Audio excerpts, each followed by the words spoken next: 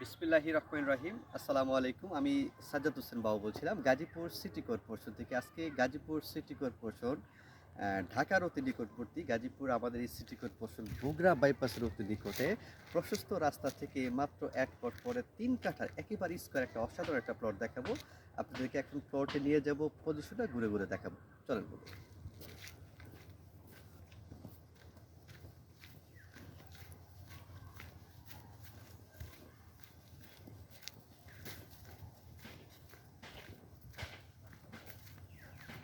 একেবারে দেখতেছেন, একেবারে রোডের সাথে ৩ কাঠার অসাধারণ একটা প্লট।